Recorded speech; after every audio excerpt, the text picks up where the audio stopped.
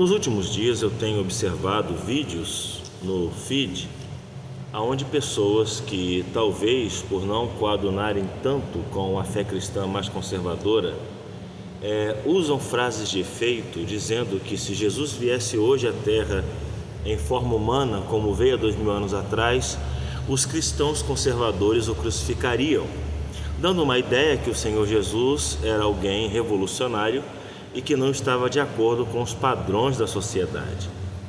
Esse tipo de comentário ele é desprovido de o mínimo de conhecimento do Evangelho e das palavras do Senhor Jesus ou do discurso de Jesus acerca da vida.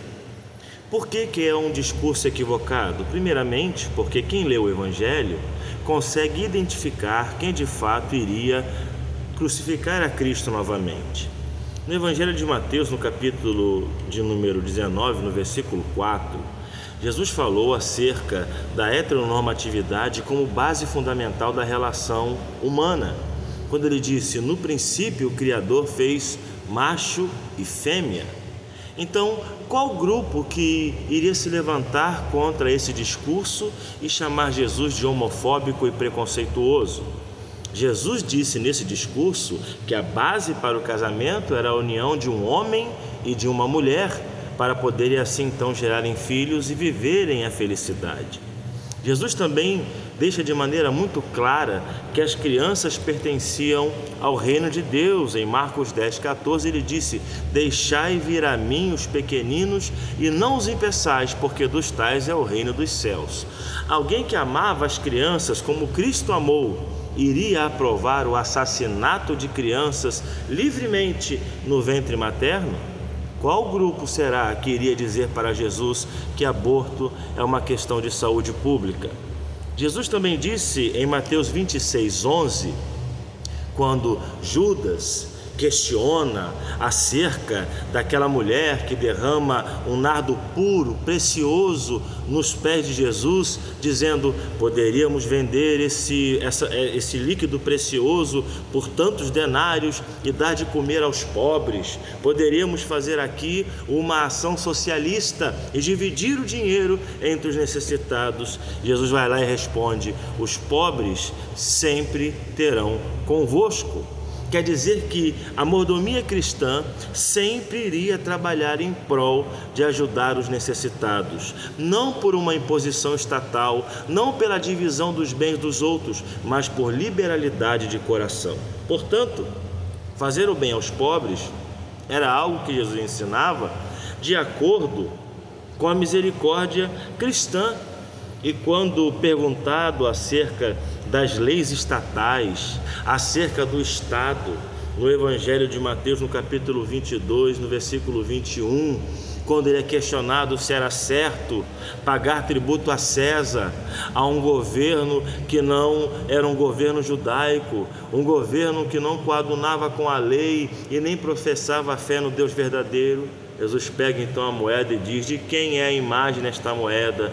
Ele recebe a resposta: é de César. Então ele responde: dai a César o que é de César e dai a Deus o que é de Deus. O Estado e a Igreja podem coexistir, cada um realizando o seu papel. Será que Jesus iria concordar com a intromissão do Estado naquilo que a Igreja prega?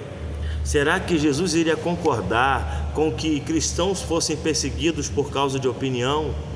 Então, minha gente, o bom senso nos leva a acreditar de maneira muito clara, lendo os evangelhos, que quem crucificaria Jesus seriam aquelas pessoas que não entendem que mesmo que a sociedade tenha pessoas de diversas orientações, mesmo que nós tenhamos que conviver em paz, em harmonia, com pessoas que pensam diferente de nós, o Criador no princípio fez homem e mulher. Jesus declarou no Evangelho de maneira muito clara que as crianças pertenciam ao reino de Deus e desta forma ele nunca seria favorável ao assassinato de nenhum bebê no ventre. Jesus deixou bem claro ao dizer que o tributo deveria ser pago a César, que as revoluções e as guerras por causa disso não eram o objetivo da fé. Jesus não foi um revolucionário. A ira contra aquilo que Jesus pregava era justamente porque Jesus pregava contra aquilo que as pessoas abraçavam como sendo verdades, estando equivocados na sua interpretação da palavra de Deus. Jesus nunca apoiou que os bens das pessoas fossem distribuídos obrigatoriamente, mas ele ensinava que aqueles que possuíam herdades deveriam ajudar por voluntariedade, por um coração contrito, quebrantado e aberto, amoroso, não por uma imposição estatal. Quem será que de fato iria se revoltar com o discurso de Jesus? Os cristãos conservadores ou aqueles que não professam o cristianismo?